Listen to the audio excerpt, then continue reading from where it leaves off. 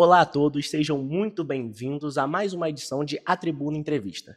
Falamos diretamente dos estúdios A Tribuna, aqui em Niterói, e estamos hoje com a recém-possada não, 5 meses já, né? Presidente da Fundação de Arte de Niterói, Micaela da Costa. Micaela, seja muito bem-vinda. Obrigada. Só uma correção, ainda não tenho 5 meses, não. Tomei posse no final de janeiro, então não corta meu tempo, não. Quase 5 meses já de cargo, e eu vou passar um pouquinho da bio dela, essa eu vou ter que ler porque, de fato, é longa.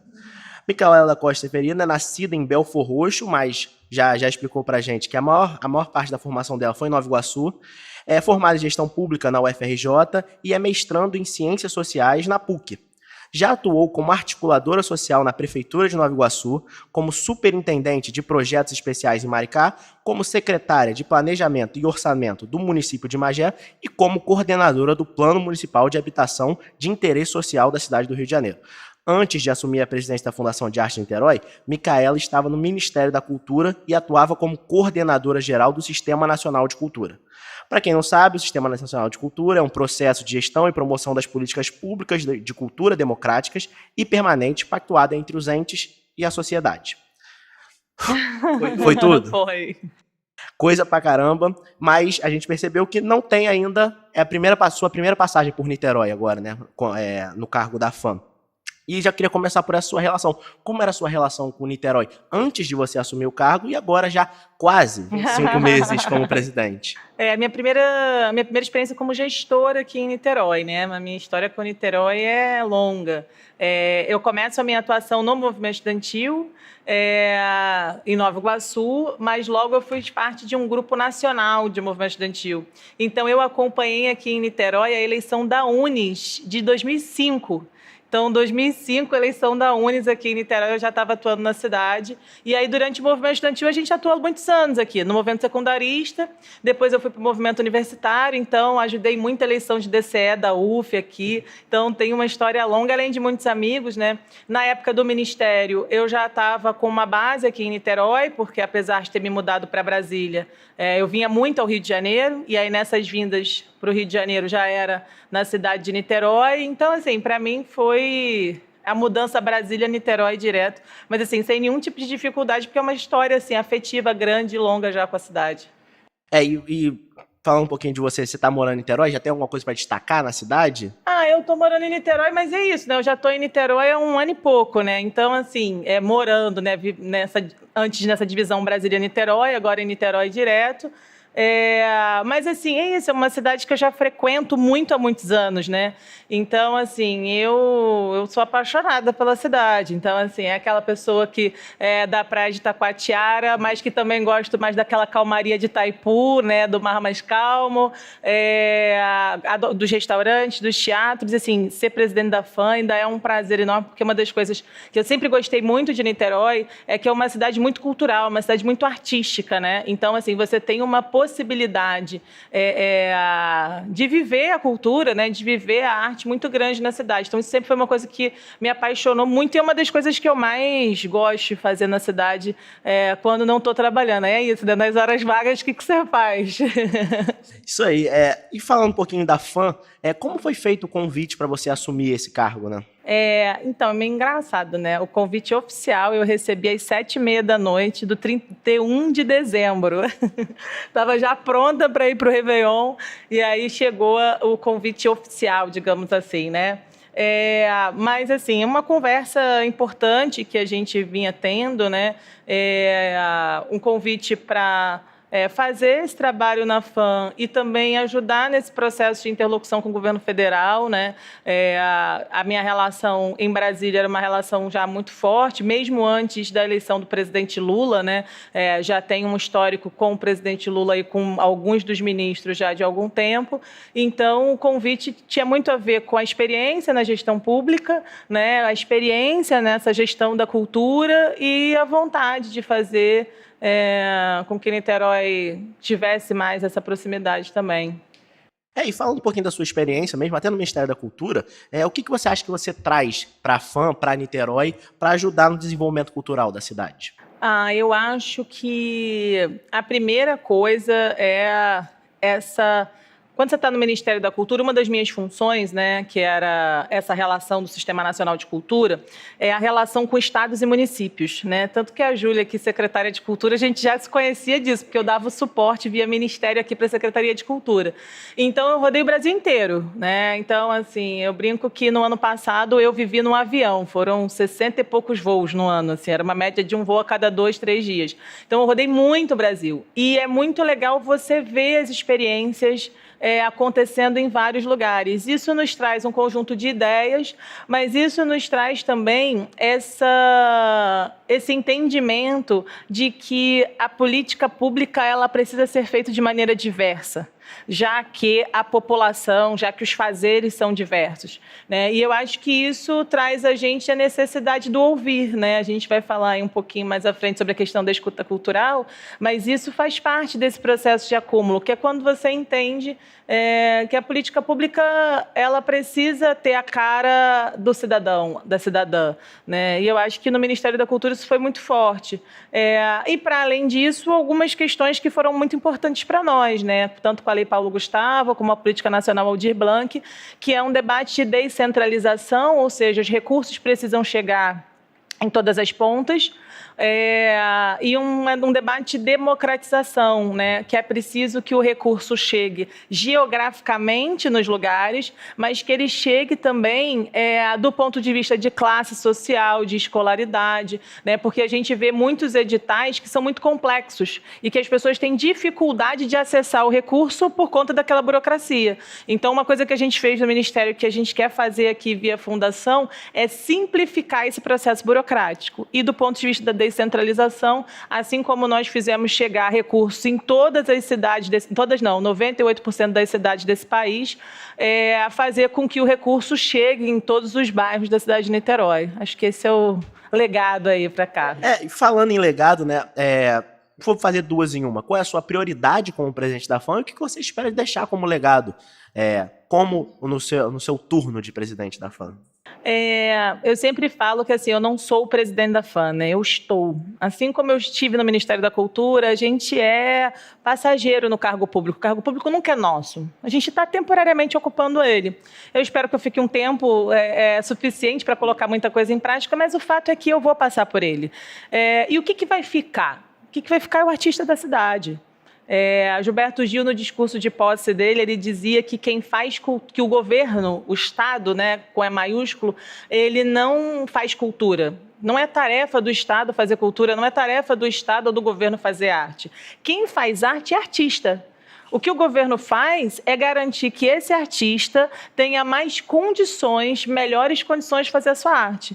Então, o mais importante da FAM não é a burocracia que a gente tem lá dentro, é o artista e o cidadão niteroense, porque é através do artista que a gente consegue levar a arte para a cidade. A FAM é só uma ferramenta para fazer com que mais arte chegue nos cidadãos e que os artistas façam isso com mais facilidade. Então, qual é o legado que eu acho que eu gostaria de deixar? Que a FAM fosse enxergada pelos artistas como algo deles e delas, sabe? Que a FAM fosse entendida não como um instrumento para a gestão, mas um instrumento para a sociedade, né? E aí, com isso, obviamente, a valorização dos artistas, a descentralização dos recursos, a desburocratização, né? Acho que é isso, assim. E a prioridade é essa, a prioridade é desburocratizar, descentralizar, fazer com que o máximo de artista consiga acessar, ajudar esses artistas a acessarem outros recursos, porque às vezes o artista não consegue acessar. Teve agora 250 milhões da Petrobras para a cultura, junto com o Ministério da Cultura, inclusive, que esse edital foi construído. Será que todos os artistas da cidade souberam desse edital? Será que todos eles estavam em condições de participar desse edital? Então, assim, a nossa ideia é desburocratizar o nosso para que eles consigam acessar sem dificuldade e ajudá-los nos que eles ainda vão ter dificuldade, porque esses outros órgãos, né, não fizeram esse papel, a gente ajudar para que a gente faça com que cada vez mais artistas de Niterói ganhe projeto na Ancine, na Petrobras, enfim, em todos os espaços que a gente tem aí. E falando dos projetos desenvolvidos na cidade, você vê algum projeto que você já tenha tido acesso que o governo federal de fato pode ajudar? Então, a gente tem dialogado bastante com o governo federal sobre a FLIM, né? Inclusive, em março, eu tive em Brasília com o secretário executivo do Ministério da Cultura, Márcio Tavares. Inclusive, ele gravou um vídeo falando que já tem um compromisso do Ministério da Cultura de ajudar na FLIM, né? Essa semana mesmo eu falei com o secretário nacional de livre leitura, Fabiano Piuba, sobre a reunião que a gente precisa agendar. Então, assim, certamente a festa literária esse ano vai ter um apoio do governo federal importante, né? Mas eu acho que esse é um dos pontos. A gente tem dialogado bastante coisa com o governo federal, né? Pouco antes de eu sair de lá, estava sendo construído um laboratório de cultura digital, por exemplo. Esse é um debate que a gente já iniciou na cidade, assim, que a gente já vem fazendo. Porque o que acontece? Na Lei Paulo Gustavo, por exemplo, e na Aldir Blanc, uma galera que faz cultura pela internet não pôde se inscrever, porque eram vistos como influencers, e influencer está dentro da cadeia da publicidade.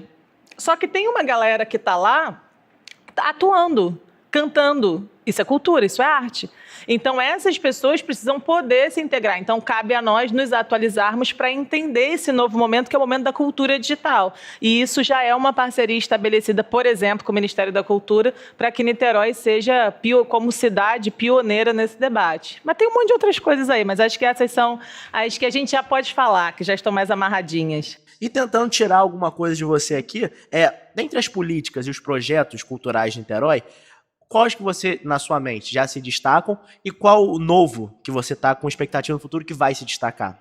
Eu acho que assim, o que mais se destaca do que já teve aqui, né, para mim é o Arte na Rua, né? É um projeto que eu acho fundamental, né? Inclusive por isso a gente está retomando ele, né? Eu acho fundamental porque ele faz com que a cultura e a arte, ela precisa, sim, estar no museu, ele precisa estar no teatro, ele precisa estar nos equipamentos. Também a gente não pode dizer que toda a cultura tem que ser feita o tempo inteiro na rua, né? Então, assim, eu acho que a gente tem que investir nisso. Mas é preciso também a ocupação do espaço urbano com cultura e com arte. Se o espaço urbano não é ocupado com cultura e com arte, vai ser ocupado com outra coisa, que a gente não quer que seja ocupado, né? E outra coisa, hoje a gente ainda não tem equipamentos de cultura suficiente em todas as regiões da cidade. Então, a gente precisa investir para criar equipamentos nessas regiões, mas enquanto isso não acontece, a gente precisa ter outras medidas para que a cultura e a arte cheguem nas outras regiões da cidade, fora desse eixo centro-sul, né? E aí eu acho que o Arte na Rua também ajuda muito nisso. Então, assim, eu diria que o Arte na Rua, para mim, é do que já teve, né, um dos queridinhos, né? E do que a gente tem aí para frente, tem uma coisa que a gente tem pensado bastante, né? Porque isso, tem muita coisa sendo feita, muita coisa que já foi feita, mas eu acho que a gente precisa dar uma investida no debate das culturas periféricas, né? A gente tem expressões culturais que são historicamente do povo periférico, né? Que são historicamente de uma determinada classe social, né? Tem um debate aí também importante nesse sentido. Então, você tem, por exemplo, o funk das antigas, né? Você tem lei hoje que estabelece o funk, um regulamento para o funk das antigas, para o baile das antigas, né? Tem horário para começar, horário para acabar, para não atrapalhar a vida de ninguém. Não pode ter música com apologia à droga. Tem que ser músicas que sejam de classificação livre, ou seja, não é aquele funk com palavrão e tal, tem todo proibidão, tem toda uma legislação em torno disso. Então, a prefeitura precisa ajudar, porque essa é uma expressão artística importante que precisa ter atenção. A gente tem aqui na cidade, por exemplo, 7 batalhas de rima, né, que são as rodas culturais, que são famosíssimas, que vem gente do Rio de Janeiro, vem gente de um monte de lugar para conhecer. E a gente precisa também incentivar e ajudar. Então, assim, essas são algumas, né, mas assim, eu acho que tem esse debate da cultura periférica que vai ser uma prioridade para nós também no próximo período. E sempre lembrando que a nossa ideia é fazer isso junto com o debate do desenvolvimento econômico. Como assim? A gente tem na Secretaria de Assistência Social, né, uma pasta de economia solidária, que é uma subsecretaria. A ideia é que esses projetos vão ser casados com a economia solidária, porque quando tem o baile funk lá dentro da comunidade, lá dentro da favela, por exemplo, ou em qualquer outro lugar, tem gente vendendo coisas, né? A tia do cachorro quente, o cara que vende... Então, assim, como é que a gente faz com que essas pessoas tenham acesso às ferramentas que a Subsecretaria de Economia Solidária hoje oferece, para ter formação e tal? Então, assim, é um debate de valorização da cultura com a arte, mas entendendo que a arte, ela também é um elemento importante da economia. Então, arte com desenvolvimento econômico, social, local. Então, acho que essa é... Esses eventos estão movimentando a economia, né? De uma forma ou de outra. E já que você falou do Arte na Rua, eu acho que a gente já pode citar ele, né? Como que vai ser a volta no Arte na Rua? Você já falou que está sendo retomado esse programa? A nossa ideia tem alguns elementos novos aí, né? A maior parte da cidade já conhece o Arte na Rua. Ele é um projeto que leva os artistas, cria uma estrutura mínima em praças, né? E algumas áreas que não necessariamente são praças, mas para que o artista possa se apresentar de maneira próxima, né, uma política de proximidade com o cidadão. E ele tem algumas coisas que eu acho que são importantes para essa nova fase. Primeiro, essa questão da descentralização. Tem arte na rua em todas as regiões da cidade. A segunda coisa é a diversidade artística. A gente ouviu muito dos artistas uma reclamação de que precisa ter espaço igual para todas as artes, né? Porque tem artes que acabam sendo mais potentes, mais potencializadas na cidade. Então, essa é uma questão. Então, assim, o Arte na Rua vai ter música, mas vai ter teatro, vai ter circo, vai ter dança, vai ter literatura, vai ter cultura periférica, vai ter fotografia, vai ter artes plásticas. Então, a ideia é que o Arte na Rua agora é com tudo, inclusive com espaço para oficinas. Então, acho que essa diversidade artística é um elemento interessante. E um outro elemento interessante que a gente está construindo, ele não vem agora no primeiro momento do Arte na Rua, a gente optou por lançar o Arte na Rua e depois fazer essa mudança para que a gente pudesse também ir sentindo, entendendo, experimentando e mais tempo para ouvir as pessoas, mas o modo de contratação do Arte na Rua, ele vai ter uma mudança logo ali na frente, que vai ser através do credenciamento, né? O credenciamento é uma modalidade de contratação que a gente está fazendo já com base na nova lei de licitações, onde você vai se inscrever, você vai apresentar a documentação para se credenciar. E aí vai ter uma banca que vai avaliar, só vai ver se os teus documentos estão ok ou não. Tem uma banca ali, mas não é uma banca que você tem que escrever um projeto, que você tem... Não, você precisa mostrar ali, eu sou músico, olha, tá isso aqui, tá aqui. E a gente vai ter, inclusive, um período de formação. Antes de você entregar seu documento, você vai ter ali uma janela que, se você quiser, você vai poder participar das formações da FAM, onde a gente vai ensinar como preenche o cadastro, como é que monta o portfólio, tudo que você precisa saber, a gente vai ensinar. Então, assim, não vai ter desculpa de assim, não sabia como fazer, a gente vai ensinar. E aí, depois que você se credencia, você vai para uma lista. O que tem de interessante nisso? Primeiro, essa lista é pública. Então, a gente traz transparência para as contratações do Arte na Rua, né? Segundo, essa lista, além de ser transparente, ela tem uma ordem. Então, você já sabe mais ou menos quem é o próximo contratado. Então, vamos lá. Não é assim, você é imediatamente o próximo. Mas, por exemplo, tem lá nichos, né? O próximo evento é um evento que vai contratar teatro infantil. Então, você sabe que o próximo a ser contratado é o primeiro daquela fila do teatro infantil. Então, é mais democrático, mais transparente e mais do que isso. Como o artista teve que apresentar os documentos antes... no credenciamento, isso vai facilitar também o processo de pagamento. Então, com isso, a gente espera também conseguir diminuir um pouco esse tempo que o artista demora para receber. Então, eu acho que são daqueles 3 elementos que a gente falou antes, né? Descentralizar, desburocratizar e, nesse caso, também trazer a diversidade. Acho que esse é o grande... Facilitar, no geral, né, para o artista. Você atiçou o artista do Arte na Rua. Então eu vou ter que perguntar, tem uma data já para sair o novo edital? Para quando vai ser feito o chamamento? Do credenciamento? Ainda não. Não? Ainda não. A nossa expectativa é lançar no mês que vem.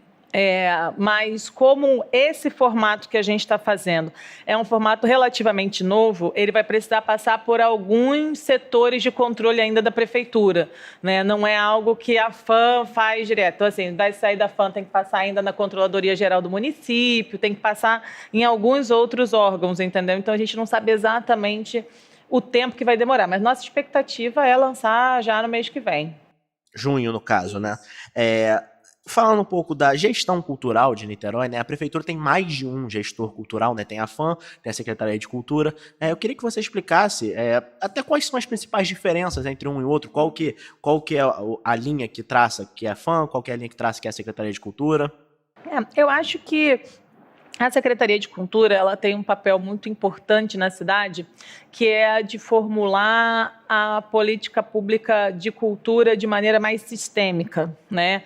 Hoje você tem, por exemplo, o Sistema Nacional de Cultura, que ele é organizado de maneira federativa, né? Então você tem as obrigações do governo federal via Ministério da Cultura, você tem as obrigações dos governos estaduais através das secretarias estaduais de cultura e você tem as secretarias municipais com as obrigações locais dentro desse sistema. E os três entes federados precisam estar integrados na discussão, por exemplo, dos planos, né? A gente brinca que é o CPF da cultura, que é Conselho, Plano e Fundo. Então, assim, é papel da Secretaria Municipal das Culturas organizar o Plano Municipal de Cultura, que é o nosso plano de voo, digamos assim, o que vai ser feito na política da gestão cultural da cidade nos próximos 10 anos, organizar o Conselho Municipal de Cultura, que é um espaço importante de controle social, né, de democracia, onde a gente traz a sociedade civil para participar da gestão, e organizar o Fundo Municipal de Cultura, que deve ser um fundo transparente, democrático, etc. Para além disso, a Secretaria das Culturas aqui em Niterói tem atuado muito também com a política de editais, né? Que eu acho que é uma política importante também, que aí vem contemplando muitos fazedores de cultura na cidade, né? Em compensação, a FAM, por ser uma instituição indireta, né, tem essa diferença, ela é um órgão, a Secretaria de Cultura é um órgão direto e a Fundação de Artes de Niterói é um órgão indireto. Então, a gente tem algumas discricionariedades que a Secretaria de Cultura não tem. Então, cabe à Fundação de Artes hoje pensar a política das artes, política municipal das artes. Assim como a gente tem, por exemplo, no governo federal, a Funarte, né, nossa querida Maria Marighella lá, né, a Maria Marighella, junto com a equipe, pensa a política nacional das artes, né? E hoje o nosso trabalho que a gente tem feito na Fundação, para além dessas outras coisas, é pensar a política municipal das artes, uma política que também possa ser sistêmica, mas que hoje não existe um sistema nacional organizando. Por quê? A gente tem, por exemplo, 9 equipamentos, né, da Fundação de Arte na cidade. Qual é a relação entre esses equipamentos, sabe? Como o Museu Janete Costa, o MAC, auxiliam na política das artes visuais da cidade, né?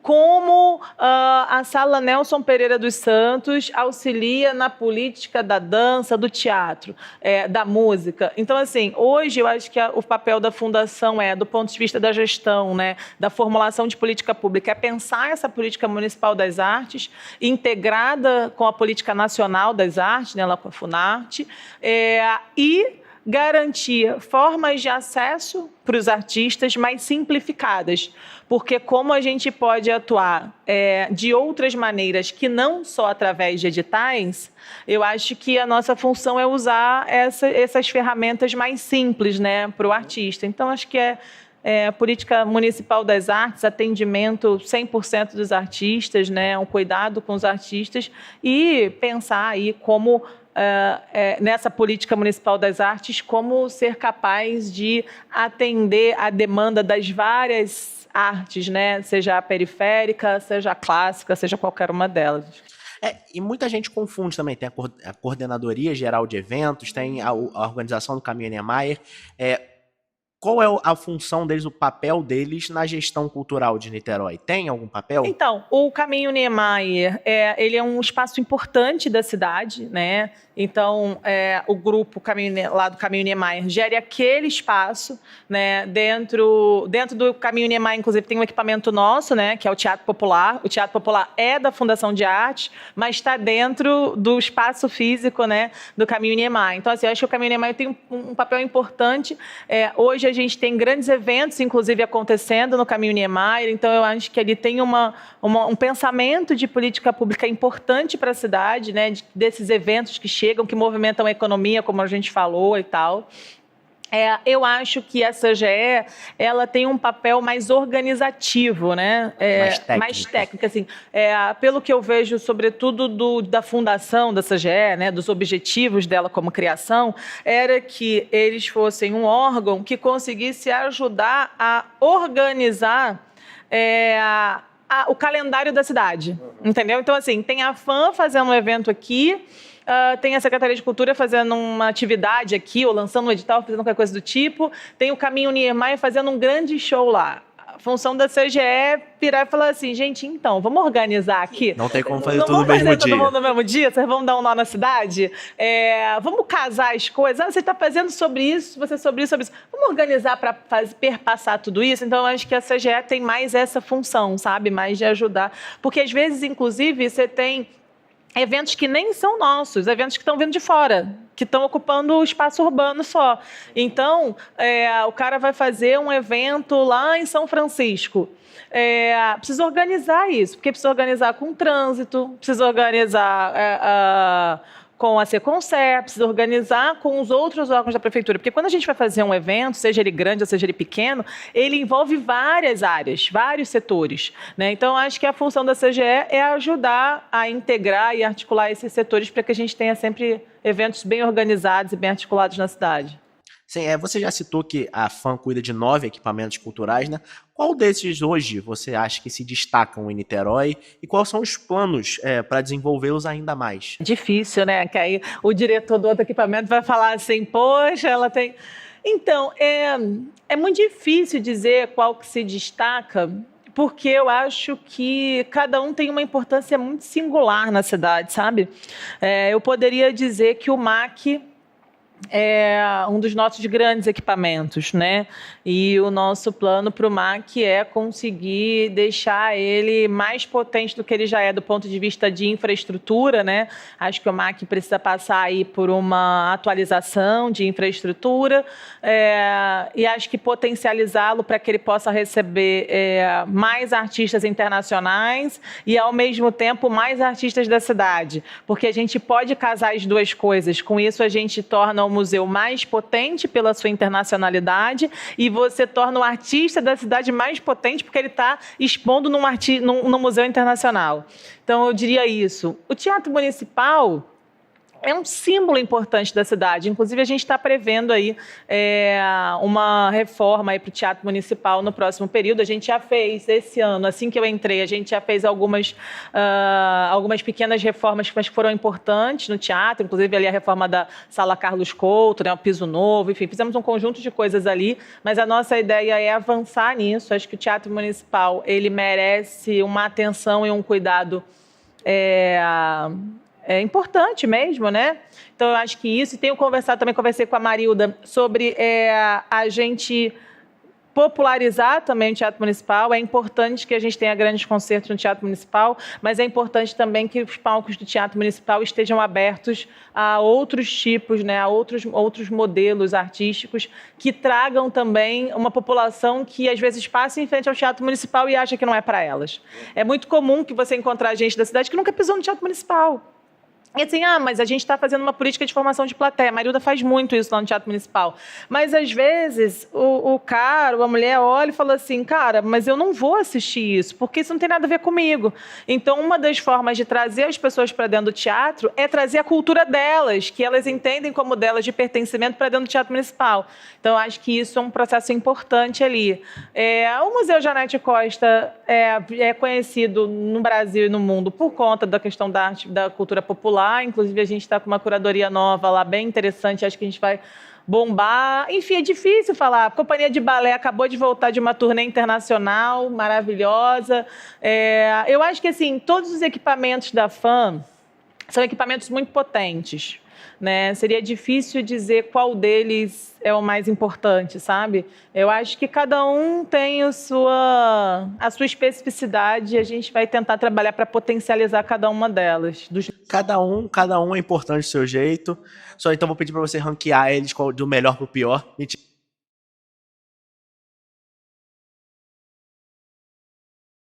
Mas não vou pedir pra você fazer isso. Falando um pouquinho já do seu ato como presidente, né? O Escuta Cultural foi o seu primeiro ato como presidente da FAM?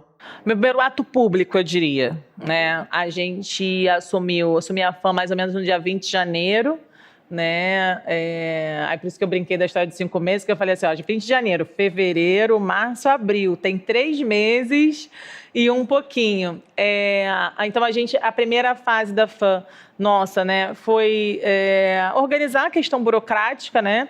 A gente tinha algumas reclamações de pagamento, né, por conta desse processo da transição. O final do ano é um momento que tem muitas contratações por conta de aniversário da cidade, Natal e tudo mais, e Réveillon. Então, aí logo depois disso teve a transição. Então, muito artista estava preocupado com essa transição, com receber e tal. Então, assim, nosso primeiro ato foi esse. Uma coisa importante é que a gente achava que o artista precisava ter uma ferramenta, né, um canal direto com a fundação. Aí por isso a gente logo nas primeiras semanas, acho que na primeira ou na segunda semana, a gente lança o WhatsApp da FAM para ser um canal direto do artista. Inclusive esse WhatsApp nem é tratado lá na comunicação, apesar da comunicação ser fundamental, mas ele não é tratado na comunicação. O WhatsApp da FAM é tratado direto no gabinete da presidência, porque a gente quer que seja de fato um instrumento de proximidade. E a gente começou a ouvir muita gente por ali. E aí fomos começando a organizar a coisa da burocracia necessária para os planos que a gente tinha. Só que é isso, a gente não acredita em política pública sem participação social. Então, aquele monte de plano que a gente estava pensando não poderia ir para a rua sem ouvir os mais interessados, os mais envolvidos nisso, né? Então, a escuta cultural, ela parte desse princípio, que esse plano só faz sentido se ele fizer sentido para os artistas também. E aí daí a gente tem esse primeiro ato público, digamos assim, né, a escuta cultural. A gente reuniu mais de 450 artistas em 4 dias. A gente meio que dividiu ali para poder conseguir fazer num tempo razoavelmente curto, né? Porque a gente precisava das sequências políticas. No primeiro dia foi engraçado, porque o pessoal falou assim, meu Deus, mas você não tem vontade de fazer xixi, não? Porque a escuta começou às 6h30, terminou 11 horas da noite. Então, assim, foram, sei lá, 5 horas, 4 horas e meia direto, ouvindo. O da literatura terminou meia-noite. Foi, assim, diretão, porque a gente não quis, por exemplo, limitar a fala, né? Às vezes você vai num evento desse, você tem 3 minutos para falar. Cara, você não consegue fazer um raciocínio, você não consegue falar do que você está sentindo. E a nossa ideia ali não era só ser uma coisa dura, você vai lá e dá uma opinião e acabou. Mas a gente queria captar qual era o sentimento do artista mesmo. Tanto que eu começava a escuta dizendo, olha, não precisa ser chapa branca, pode bater, tá? Pode bater, pode falar mal, pode reclamar, porque o nosso objetivo, de fato, é ouvir, é entender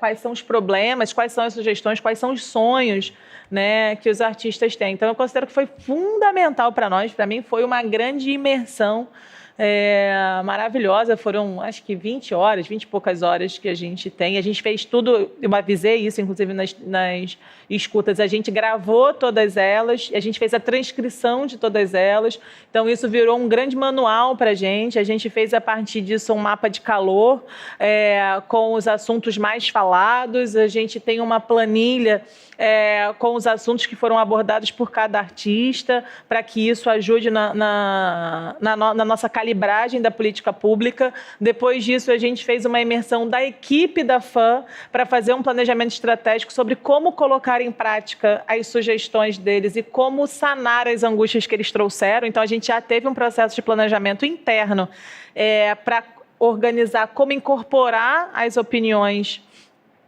deles no dia a dia da FAM. Então, assim, eu considero esse momento da escuta cultural algo fundamental, assim, para esse novo momento que a gente vai ver esse processo. O WhatsApp está aberto? Está aberto. Pra todo mundo. Há planos para fazer um outro evento da escuta cultural? Ou... Tem. Não, a gente tem, sim. Uma das coisas que surgiu na escuta cultural, me lembro bem, um rapaz jovem, deve ter uns 21, 22 anos, chamado Dante. Ele é de uma dessas batalhas de rima. Ele falou para mim assim, Micaela, tem uma galera dos meus amigos que não tem condição de vir para cá. Porque não tem dinheiro da passagem, ou porque é muito longe, ou porque trabalha, ou porque não sei o quê. E a gente entendeu o seguinte, olha, isso que a gente está fazendo aqui é muito importante, mas a gente precisa dar mais à frente mais um passo, que é fazer essa escuta de maneira regionalizada. Então, a nossa ideia é retomar a escuta, mas mais à frente. Antes disso, a gente vai lançar algumas coisas fruto dessa primeira escuta. Aí depois porque a gente precisa entregar também, senão a gente fica só ouvindo e não retorna nada para a sociedade. Então a ideia, assim, é daqui a uns 2 meses mais ou menos a gente voltar com a escuta. Inclusive a gente assumiu um compromisso de nessa volta fazer meio que uma prestação de contas do que já rolou, do que não rolou, como é que a gente está encaminhando as coisas. Então a ideia é ter um retorno mais ou menos daqui a uns 2, 3 meses mais ou menos. Sim, perfeito. E falando mais da sua ideologia de governo, né? Muito se fala em enxugar a máquina pública, principalmente na parte cultural. Há planos na FAM para tentar enxugar um pouco os custos? Então, vou eu citar o Gil de novo. A ministra Margarete Menezes é maravilhosa, mas ela mesmo também vive citando Gilberto Gil, que foi um grande ministro nosso também. O Gil falou, eu acho que não sei se foi no discurso de posse ou em algum outro discurso dele, algo que assim, para mim me marcou. Ele dizia que é preciso tirar a cultura do extraordinário. Cultura não é extraordinário, cultura é ordinária, é do dia a dia. Então, a gente precisa parar de pensar na arte e na cultura como algo periférica, com algo menos importante, né? Do mesmo jeito que você precisa do arroz e feijão para alimentar seu corpo, você precisa da cultura e da arte para alimentar sua alma. A gente teria sobrevivido melhor ou pior sem as lives da pandemia. A pandemia, ela demonstrou claramente, ela esfregou na nossa cara a importância da cultura e da arte, né? Então, eu acho que esse debate do enxugar a máquina pública é um debate, sobretudo na área da cultura e da arte, que consome um percentual tão pequeno do orçamento, assim, vamos olhar o orçamento, vamos ver qual é o tamanho da cultura e da arte. É mínimo. Então, a gente enxugar nesse setor a gente diminuir algo que deveria estar crescendo na minha avaliação. Então, assim, eu não acho que a gente deveria enxugar a máquina pública. Eu acho que a gente deve potencializar a máquina pública, que são coisas diferentes, né? Quando você desburocratiza coisas, você tira custo da máquina pública. Eu consigo fazer mais com menos, entendeu? Quando eu consigo fazer, por exemplo, com que o meu artista se formalize num CNPJ, eu tenho menos encargo para trabalhar, para pagar ele. Então, eu gasto menos para pagar o mesmo valor para o artista. Então, eu acredito em otimizar, em potencializar, em qualificar a máquina pública. Enxugar, eu acho que é um debate de quem não sabe a importância da cultura e da arte na vida das pessoas. Não é gastar menos, é gastar de forma inteligente, né? Não é gasto, é investimento a cultura. Exatamente. Falando um pouquinho da cidade de Niterói mesmo, a gente tem visto nos últimos anos que é o maior motor da cultura de Niterói, como você mesmo já citou, são os grandes eventos. Está tendo shows que há 10 anos atrás não tinha em Niterói e hoje em dia estão tendo shows na praia, shows até no Caio Martins teve, que não é da prefeitura, do estado, mas ainda assim é de Niterói. Mas a gente sabe que a FAM não promove só isso, não é só o grande show que pega um final de semana. O que mais que a FAM tem tá por trás nesse meio? A gente, inclusive, esse ano tem uma opção de investir muito, muito, muito mais em artistas de pequeno e médio porte do que em grandes shows. Por que, Micaela, esse plano? Porque a gente vem de um processo de pandemia. Micaela, mas já está em 2024, sim, mas o setor da cultura e da arte foi o primeiro a parar e o último a voltar. Então, esse setor foi um dos setores que foi mais maltratado, mais massacrado, né? Então, eu tenho o artista com uma dificuldade de conseguir retomar, né, o seu estado normal no mercado, né? Então, eu acho que quando a gente investe em artistas de pequeno, médio porte, eu estou, da cidade, obviamente, eu estou fazendo um movimento da economia também. Então, porque o que acontece? Quando eu contrato o artista de pequeno, médio porte, essa grana que ele recebe, ele compra pão na padaria do seu Manuel. É isso. Ele compra no mercado de Niterói, entendeu? Ele compra combustível no posto de Niterói, ele compra na farmácia de Niterói. Então, eu faço com que o recurso que a gente investe naquele artista para ele entregar a força de trabalho dele, porque é isso, né? É um trabalho que ele está fazendo, porque tem muita essa história que acha que artista não tem que receber, né? A gente tem que passar chapéu. Não, assim, você não trabalha passando um chapéu. Eu não trabalho passando um chapéu. Por que o músico, o ator precisa passar chapéu, sabe? Ele pode escolher passar o chapéu porque o método artístico dele é aquilo. Mas a gente não pode condenar o artista a não ter que receber. Isso é uma loucura. Então, assim, mas quando eu pago esse artista, ele investe na cidade, né? Então, ele movimenta a economia local. E quando eu movimento a economia local, eu tenho mais ISS sendo pago, é mais imposto. Esse dinheiro está voltando para a prefeitura, né? Então, assim, o nosso maior foco esse ano é trabalhar com isso. Terão shows? Claro que terão.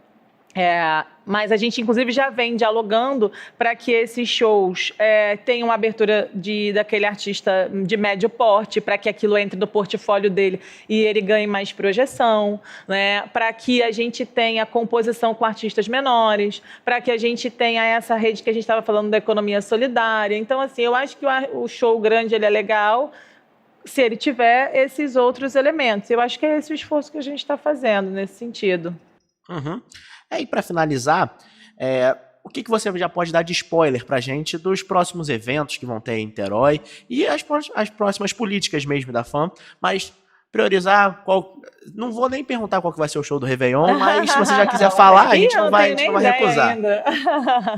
Eu ainda não tenho nem ideia, minha cabeça ainda está no primeiro semestre. Nesse primeiro semestre, a gente quer fazer algumas coisas. Nesse primeiro semestre, a gente quer garantir um circuito do baile das antigas, nessa lógica de movimentar a economia. A gente quer garantir um circuito do hip hop com essa galera das batalhas de rima. A gente quer voltar com arte na rua, espalhado por todas as cidades, atendendo a toda a classe artística na sua diversidade. A gente quer pensar uma política específica para os sambas, que também são patrimônio da cidade. A gente quer pensar a ressignificação de alguns espaços públicos da cidade. A gente tem dialogado muito com a Secretaria de Assistência Social sobre, por exemplo, aquele espaço da biblioteca, né? A biblioteca que é hoje uma biblioteca municipal, né? Que ela foi municipalizada, que fica no centro da cidade, né? Da Praça da República. É uma praça que a gente acha que precisa ser revitalizada com cultura, e aí a gente tem dialogado muito com a Secretaria de Assistência e com outras secretarias sobre isso. Então, assim, é um desafio nosso a ocupação do espaço urbano com arte.